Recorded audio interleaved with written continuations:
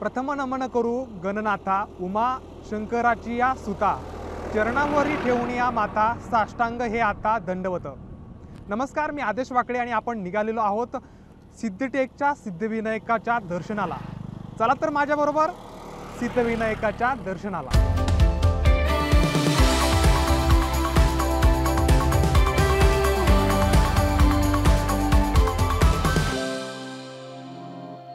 एका आख्यायिकेनुसार सिद्धिविनायक गणपती ज्या टेकडीवर वसलेला आहे ती संपूर्ण टेकडी दैवी शक्तीने प्रभावित आहे।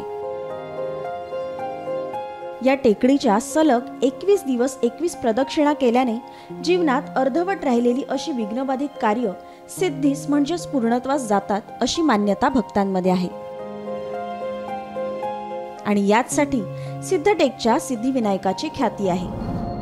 अष्टविनायक मंदिरापैकी हा एक प्रसिद्ध असलेला तिसरा गणपती आहे। आपण जे म्हणतो अष्टविनायक, त्याच्यापैकी आम्ही सहकुटुंब आलेलो आहे। इथे दौंडमध्येच राहतो। आमची पूर्ण फॅमिली, सासू, आजी, आई वगैरे, माझी मुलगी आहे, आम्ही सगळे आलेलो आहे। मंदिरातील सिद्धिविनायकाची मूर्ती ही स्वयंभू असून हे मंदिर पेशवेकालीन आहे। या मंदिराच्या गाभाऱ्यासाठी कोरीव दगडांचा वापर करण्यात आला आहे। त्याचबरोबर सिद्धिविनायकाची मूर्ती ही 3 फूट उंच आणि 2.5 फूट रुंद आहे। ही मूर्ती उत्तराभिमुख असून गजमुखी आहे। तसंच या गणपतीची सोंड ही उजवीकडे वळलेली असल्याने या गणपतीचे सोवळे मात्र फार कडक आहे। त्यामुळे हा गणपती भक्तांसाठी कडक मानला जातो। गणपतीने एक मांडी घातली असून त्यावर रिद्धी सिद्धी बसलेले आहेत। श्रींच्या प्रभावळीवर चंद्र, सूर्य, गरुड यांच्या आकृत्या आणि मध्यभागी नागराज आहे। मंदिर हे 15 फूट उंच आणि 10 फूट लांब आहे। ज्यावेळी पूर्ण पृथ्वीवर मधु आणि कैटभ ह्या 2 दैत्यांचं प्राबल्य म्हणजे युद्ध माजलं होतं, त्यावेळी विष्णूने या ठिकाणी टेकडीवर बसून अनुष्ठान केलं, म्हणून गावाचं नाव सिद्धटेक। विष्णूला सिद्धी प्राप्त झाली आणि या ठिकाणी गणपती प्रगट झाले, म्हणून गणपतीचं नाव सिद्धिविनायक। अष्टविनायकात एवढी एकच मूर्ती, उजव्या सोंडी। मूर्तीच्या डोळ्यात माणिक असून बेंबी हिरा आहे, परंतु शेंद्राचं मार्जन होत असल्यामुळे ते आपणास दिसू शकत नाही। मूर्ती ज्या गाभाऱ्यात आहे ते कोणी बांधलं त्याचा इतिहास उपलब्ध नाही। भक्त लोक ज्या ठिकाणी दर्शन घेतात तो गाभारा अहिल्याबाई होळकरांनी बांधलेला आहे। खूपच आनंद झाला आहे आम्हाला। भरपूर लांबून आलो आहे, आम्ही मुंबईवरून आलो आहे। गाभारा भरपूर छान आहे आणि देऊळ भरपूरच आवडलं आहे। सामान्यतः गणेशाची सोंड त्याच्या डावीकडे वळलेली असते आणि ज्या गणपतीची सोंड उजवीकडे वळलेली असेल तो गणपती खूप शक्तिशाली असतो असं मानलं जातं। आणि सिद्धटेकच्या गणेश मूर्तीची सुद्धा सोंड ही उजवीकडे वळलेली आहे। हे एकमेव असं अष्टविनायक मंदिर आहे जिथे गणपतीची सोंड उजवीकडे वळलेली आहे।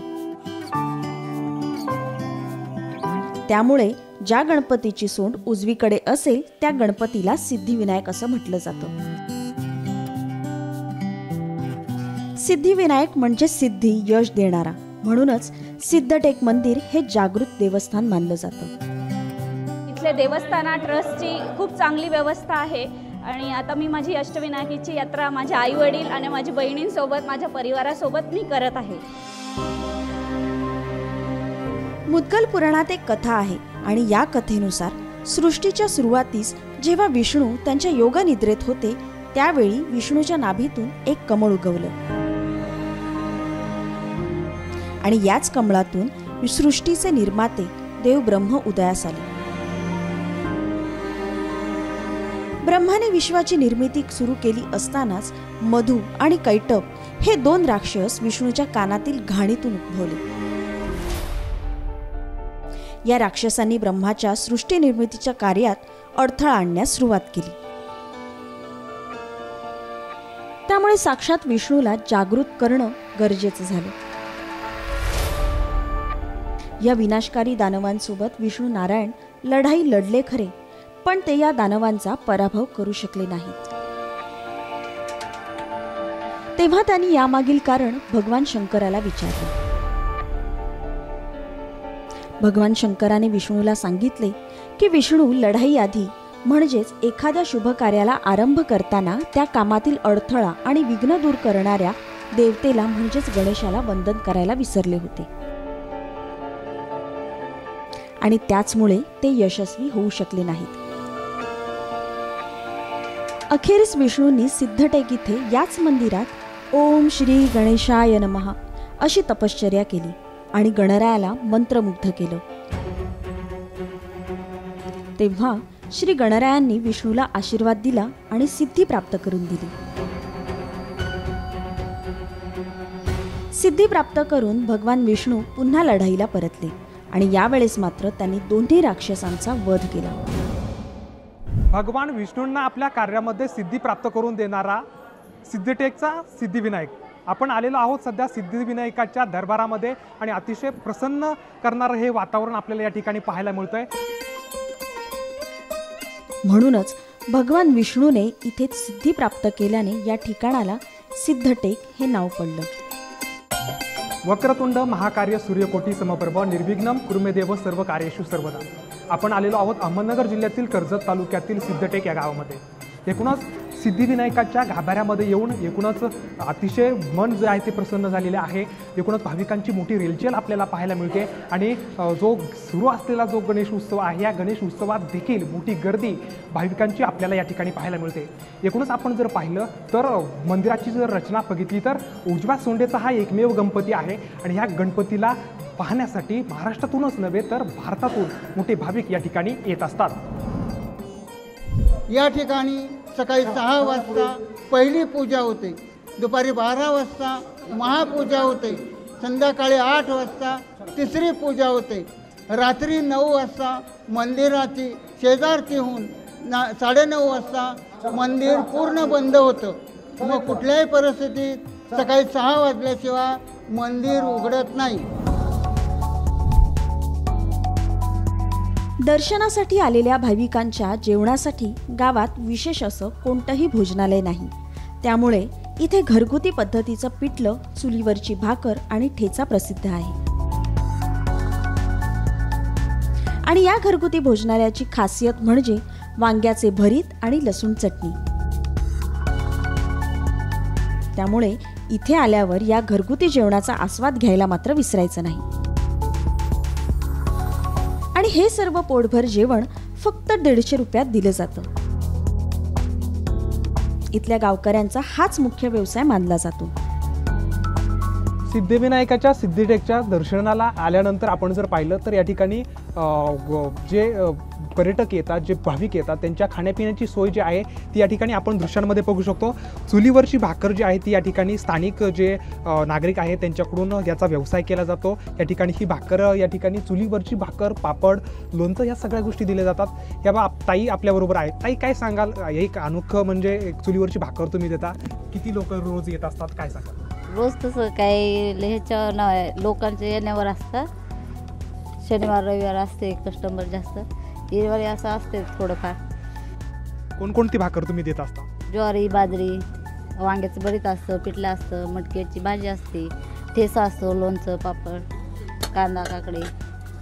काय कुठून लोक येत असतात बरं? लोक लांबून लांबून येतात. मुंबई, पुणे, गुजरात लांबून येतात बाहेरच्या देशातून.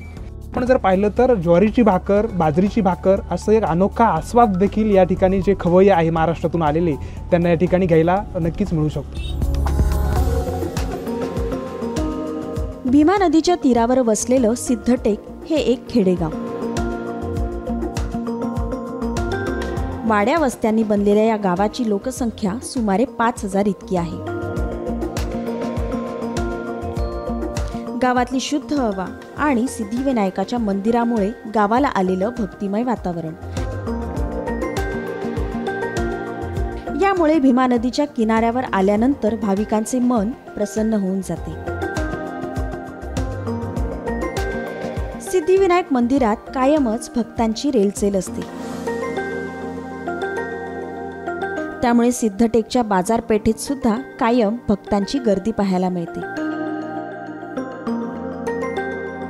या बाजारपेठेत श्रींची मूर्ती, फोटो, प्रसाद आणि इतर वस्तू सुद्धा मिळतात. भीमा नदी, भीमा माय, एकूणच या भीमा नदीवर बसलेलं सिद्धटेक हे गाव. सिद्धटेक गावाचं खास वैशिष्ट्य असणारं म्हणजे सिद्धिविनायक हा गणपती. या गणपतीचं दर्शन घेण्यासाठी अवघ्या महाराष्ट्रभरातून भाविक या ठिकाणी येत असतात. एकूणच या भीमा नदीवर या भीमाकाठी आल्यानंतर वातावरण जे आहे ते एकदम प्रसन्नित प्रफुल्लित करणारं हे वातावरण आपल्याला या ठिकाणी पाहायला मिळतं. भाविक हजारोच्या संख्येने येतात रोज. दर्शन वगैरे मस्त होतं. देवस्थानची बी सोय चांगली राहायची वगैरे. रस्ता चांगला झाला आता, त्यामुळे भाविक भरपूर वाढले. आणि आता कोरोनाचं बी काय असं एवढं हे नाही, त्यामुळं व्यवस्थित लोक येतात. धंदा पण चांगला होतो. आता आमच्याकडे मूर्ती आहेत, पितळी मूर्ती, पितळी वस्तू, कंदी पेढे, तोरण वगैरे, किचन, दरवाजेचे डॉल, हार, गजरे सगळे मूर्त्या आहेत. गणपतीचा उत्सव सुरू आहे, कशी भाविकांची वर्दळ आहे? तर भाविकांची वर्दळ भरपूर आहे. थायलंड बाहेर फॉरेनर लोक पण येतात. मागच्या आठवड्यात थायलंडचे आलते बरे 10-15 लोक. म्हणजे बाहेर देशातून पर्यटनाचा पण चांगला प्रतिसाद आहे आता. मंदिराच्या भव्यतेमुळे सिद्धिविनायकाच्या मंदिराला एक प्रदक्षिणा घालण्यासाठी 5 किलोमीटर चालावे लागते. पेशवेकालीन महत्त्व लाभलेल्या या सिद्धिविनायकाच्या मंदिराचा गाभा पुण्यश्लोक अहिल्याबाई होळकर यांनी बांधला आहे. या देवाचे मखर पितळेचे असून सिंहासन पाषाणाचे आहे. छोट्याशा टेकडीवर असलेल्या या देवळाचा रस्ता पेशव्यांचे सरदार हरिपंत फडके यांनी तयार केला. पण जेव्हा हरिपंत फडके यांचे सरदारपद पेशव्यांनी काढून घेतले तेव्हा फडक्यांनी या मंदिराला 21 प्रदक्षिणा घातल्या. त्यानंतर 21 दिवसांनी त्यांची सरदारकी त्यांना परत मिळाल्याचं आख्यायिकेत आहे. आता या ठिकाणी भाविकांसाठी चिंचोड देवस्थानाने अनेक सुविधा केलेल्या आहेत. अतिशय अल्पावधीत लोकांना इथं प्रसादाची सोय केलेली आहे, इथं राहण्याची सोय केलेली आहे, त्याच्यानंतर स्वच्छतागृहाची सोय आहे. आणि अल्पावधीतच महाराष्ट्र शासनसुद्धा या ठिकाणी खूप मोठी डेव्हलपमेंट करून लोकांना जास्तीत जास्त कसं इथं आनंद घेता येईल याचा विचार चाललेला आहे आणि डेव्हलपमेंट त्या दृष्टिकोनातून चालू आहे. चिंचोड देवस्थानतर्फे भक्तनिवास चालवलेलं आहे. त्याच्यानंतर अन्नसत्र चालवलं आहे. अल्पावधीत लोकांना पोटभर लोकांना जेवायला मिळतं या ठिकाणी. आणि विशेष म्हणजे हा आमचा सिद्धिविनायक गणपती आहे. अष्टविनायकात एकच गणपती उजव्या सोंड्याचा आहे. आणि अशा ठिकाणी सगळं चांगलं काम चाललेलं आहे चिंचोड देवस्थानचं. या ठिकाणचा सर्व कारभार चिंचोड देवस्थान ट्रस्टमार्फत चालविला जातो.